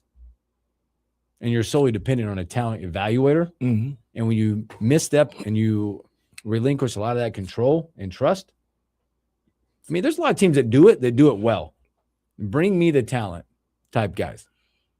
Right? But that's also the guys that have the name of Calipari, maybe an Izzo. Like you carry the name Bill Self. Right?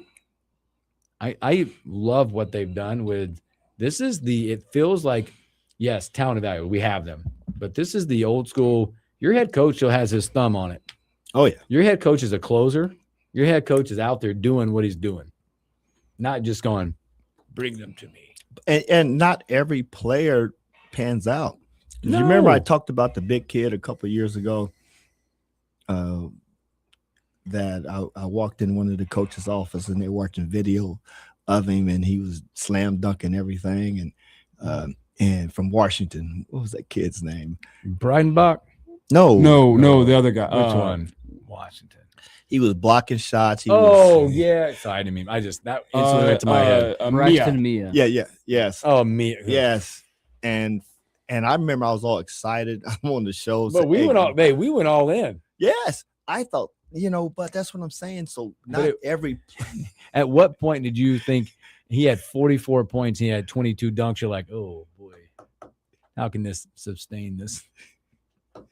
Yeah. So not to put a damper in giving coach all the praises, but not, you're going to miss some, and because some of these players now it's all about them. And, what have you done for me lately? And I have the ability to go to another school because they called me before you. I just chose you, but I can always go to them and, the leverage and what have you. But golly, we're not getting those type of players. We are just, golly, and talking to Price, man, and you talking about nice kids. Just like I was telling you, kids just run over, shaking your hand, just, hey, how you doing? Great to see you. Connor, hey, always great to see you, man. Come to watch us practice. And Brayton, the same, To me, I've said this, and it sounds like crazy to probably to say it. Like I had the opportunity to be at places with you, and it feels like a really tight-knit select team. Because they ain't just the players. Well, you meet the families. Yeah. They're out to dinner together. Yeah. They're at the lounge together. It runs deep. Yeah. Culturally. But you got to build that culture even after, you're done playing, to come back and support. I was talking to Kenny Bell. He was talking to Chubbuck and I and Kedrick Ford. And he was just talking about we need more, because this is the first time, probably the most basketball players who've been part of that golf outing. And why don't we do more things from an alumni standpoint and all sports coming together? And then when you come together, just like I was able to talk to Jason Peterson about football, and he's asking me about basketball, you picking each other's brain about, the team and the excitement and what we feel that team needs. I can never tell Coach Hoiberg what he needs from his perspective, because he does a phenomenal job because he's winning. And even when he was, wasn't doing as well, I knew that he knew what he was doing. You just got to be patient. And then the football on the football side, it's a lot of, it's a lot of talk, and it's a lot of, like you said, Elijah, it's about the uniform. No, how about the players and the toughness? If I heard toughness 10 times, I heard it 100 times yesterday. We got to get tougher. And in football, if you're not tougher than the other opponent, you're going to get beat up. They talked about, I ain't going to bring up players, but they talked about some of the players that come here with all the hype. And then when the game starts against lower competition, and who was getting beat off the line, and who, they look at it in depth and they really have strong opinions. And I'm listening to this. They have just as much passion for their football as we do for our basketball. And to talk to them and exchange and gives opinions and things that sort. And a lot of them, but coaches are listening, because I think Coach Rue talks to JP and all those guys, and they listen. But how do you transform that to the players that you have? Because you're dealing with a whole new era of football players. But it's imperative that this football team gets back on the national stage. We got to do it. We got to do it like now. I mean, it's, we got to quit talking about another year and all this, we got to do it now. And I've seen the frustration in some of those football players and alumni, and it's tough, man. And, even with basketball, when we weren't doing as well, and I'm still rah-rah, and you got to be patient. But we've been patient since 97. So you have to be patient, but there also comes a time for winning. Got to win, baby, win. Where eventually your patience runs out because you realize progress ain't being made. And Fred Hoiberg, you saw there were glimpses of what the future could hold. Oh yeah. Think about, was it 2022, that end of the year, whenever K-State kind of goes on a heater, you have Derek Walker's, the Sam Greasel team. Yes, where they had their struggles through Big Ten play, but they beat Creighton that year. They upset them. Yeah. And then at the end of the year, they go on that run. I think they won 6 of their last 7 down the stretch. Yeah. And you saw, I see what this team can be. Yeah. And that's what I look at this year with the Husker football team is, hey, it doesn't have to be 10-2 in a college football playoff appearance, but you have to show the fans, you have to give them glimpses of what the future can hold. Yep. If you keep on the same trajectory. And think about this, cross coaching, if I was Coach Rue, I would be going to Hoiberg, like, hey, talk to me about your philosophy and your culture and how you build, and what are you looking for specifically in portal players? Yes. Specifically, what things are you looking for in portal players that allows it to work for you? Yep. It doesn't hurt. How does your evaluation? You got to take your pride away, because football is still number one. I mean, I don't care what happens. Always will be on the P&L. Yes, sometimes you got to let that ego go a little bit. And I'm not saying I don't know him that well to know if he has that ego, but I just, it's wins and losses, like you said. If you're not winning, you got to change up. You got to change something. You just can't be, there's a scapegoat. There's a scapegoat. Something. You got to look at yourself, man. Am I doing some of the right things? And he's shown that he has the ability to coach. He's won at 2 college programs with Temple and Baylor. It's there. Yeah. So, you gotta tap. but I'm still pulling for them as well. And of course, man, basketball is my sport, and I'm ecstatic that we're at now, and I'm just looking forward to this season and hopefully see another practice before I leave this week, and get to pick their brains, and no, they're going to be tough, man. Drink the Kool-Aid now. Good stuff talking Husker Hoots with Henry and T. Buchanan. We're going to issue an intentional pass for baseball till tomorrow. When we come back, stories that we missed.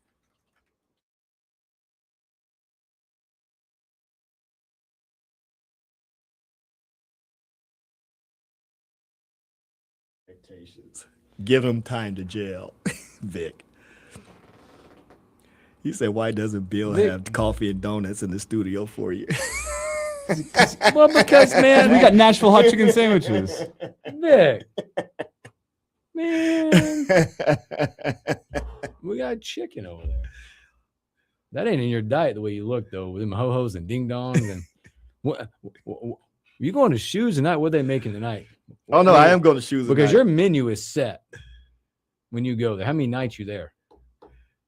I feel like his wife. Sunday. I feel like his wife just sends out a menu for you. T, Yeah, she knows what I like. T, this I knew you can have shepherd's pie. Shoe, I'm pretty sure he's hit all of his ice cream bars. Yep. No, he'd be hiding those. So. He hiding ice but cream Susan already knows where they're at, so Yeah. I find them. Yeah, hiding the ice cream bars. I can't wait to bring this one up. What's you? the? Oh, See this? yeah, they got it right. I know they did. I just think it's crazy. You don't think about it. It's people are mad about the rule. That's the rule. It's a great rule. It makes sense. He initiated the base and he relinquished the base. You got to the base and then you stepped off the base. Yeah, he's out. It's the exact same as if a player that walks, takes first base, turns towards second, That's and then what I gets told tagged my out. kid. I said It's no different. I told my kid, I'm like, hey, imagine you did that. He's like, well, what if you get a walk at first? Well, if you get a walk at first, but you go past and turn left, you can get tagged out. Oh, you're talking on a about walk. Pete Crow Armstrong. Yeah. I saw people complaining about that. People I'm are up in arms. I'm like, this isn't even a contentious call in my eyes. pretty self-explanatory. Hey, bud, it was ball 4. Don't slide into the base. And who's yelling? Up, up, up, up, up. How about soccer? Will you play Friday again, or when do we play? Tomorrow night. Tomorrow night. Turkey hasn't been very good. No, Turkey's been terrible. They're playing for pride. They're already eliminated. So. Oh, they are. And we don't really need. Neither. We don't need to win. No. So, my question will be, how many of the U.S. players sit tomorrow night? I'll be watching at the wedding though. You go phone. The guy at this wedding, I'm not huge soccer fan. Is it? Played his entire life. He was on my intramural soccer team back in college. We'd go watch a whole bunch of soccer matches together. So I'm hoping he won't be offended if we just have a table with a phone up with the game on. I'll watch it at the wedding. I did that at the last wedding I was at. I had a phone that had this. I'm like, people wonder where I'm looking. I'm not paying attention. And best wedding I ever went to. It was a. And this is no offense intended, but we all know the connotation. It was a Catholic wedding, so it was long. But what was great was they had like the little kneeling things in the pews, and it was the wedding was on.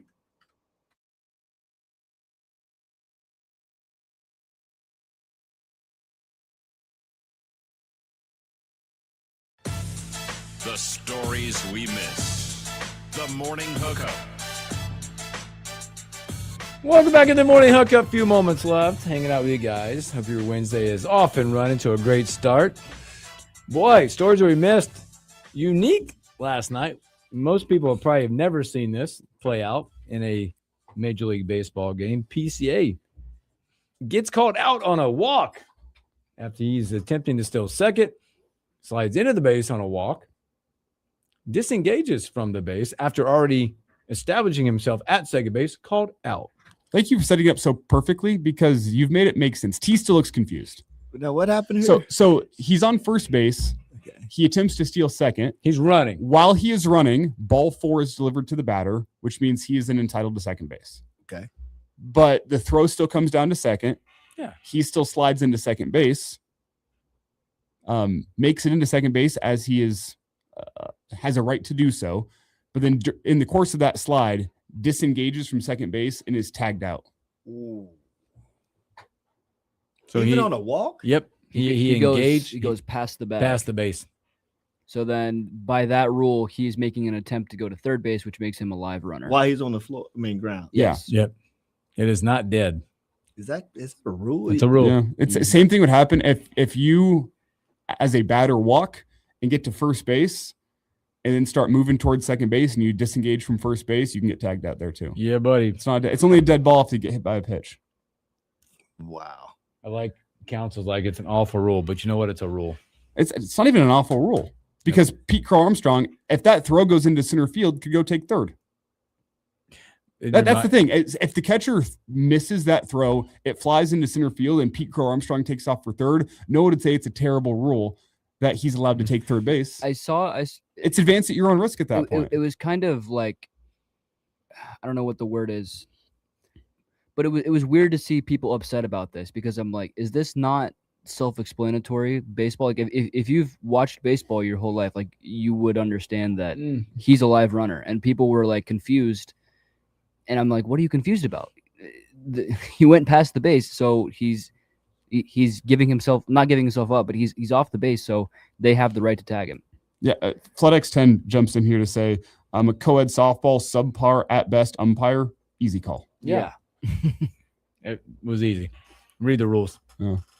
It's like my kid last night. That's a tough way to get called out. It kind of reminds my kid last night, sitting on the bucket, we're hitting, and kid takes strike 3 down the gut. Look like North Carolina in the bottom of the ninth. My kid goes, hey, man, hey, battle, you got to protect the next time you're up. Like, he's the leader, blah, blah. He goes, but it was a curveball. My kid goes, but it was a strike. I'm like, duh. Speaking of that, we had our Haymarket game last night. Yeah, how'd that go? That was pretty sweet. A pretty cool thing they do for the 14s and certain organizations, they get to play a game at Haymarket Park. Did they leave the pitch radar up in the outfield? Yeah. To see how slow your kids are actually throwing? Hey, one of our kids touched 80. Really? What? Yeah. They had it juiced up. How old are the kids? 14. 14. That radar's already like 2-3 miles an hour juiced. 80 is 80. I mean, you see it up, you're like, yep. Next inning, he did let off a little bit and then was reading 72, 71. But he knew that radar gun was out there. He's like, I'm going to go out there and pump it. He let it loose. Like, yep. Yeah, it was a really cool experience. And then it was really cool seeing the KFOR banner up there, seeing that up on the big screen too. So. Also, really cool for the umpires. I've been out there. I've umpired at Haymarket. Yeah. Really fun experience because pristine field. Especially when summer rolls around. That is a pristine field. You don't have all the dirt in front of home plate. So for the catchers, it takes nice. If it hops in front of home plate, it's taking consistent bounces for them. Look, the dirt is pristine out there. You're not ripping up pants when you're sliding into second base because there's rocks out there. Man. Listen, I'm here to tell you, like, I think it's cool when we get to play the celebrity softball there, and I walk out and you just you just rub the grass. You're like, okay, you're not getting weirred hops on the infield. What position you play? Well, I play first when I play softball out there. He didn't show up last year though. I was gone. I was out of town. You should see. I made a sick barehanded play in the softball game last year. I was at shortstop. It's a lot of fun. I was at shortstop. It was a slow roller, but I knew I was going to have to make a quick play, barehand it, toss it over to first. It's a lot of Got fun. him. Got him. It's a lot of fun. Got him. He also once took a jersey on accident. Yeah. Well, it was not on accident, but it was on accident. Whose jersey? I don't know. The jersey Bill Hooks was wearing that game. Yeah. So this story is great. So we're in the dugout and we'd put the jerseys back up to get out of there. And I go back and I see my parents, my brother, and like, hey, we need to go grab a picture. Go grab the jersey, go throw it on. We'll take a picture here in front of the field. And so I go grab the jersey, throw it on, take some pictures, talk to some folks, go back to the dugout to return the jersey. And the Salt Dogs are all in there kind of getting their pregame stuff. And I go, I don't know what to do with this jersey. That's awesome. So I'm getting a call. I took it with me. The next morning they're getting calls. I'm getting a call that I stole a jersey. How about my hat? Oh gosh, you're in town now. I have it. Hey, the Salt Dogs still employ me, so we're good. Boy, that's been a fun one. Appreciate T hanging out with us this morning. Tomorrow we'll get back to some baseball, probably some more draft, a whole bunch of World Cup, a whole lot more. You guys have a great hump day. We'll catch you on a Thursday.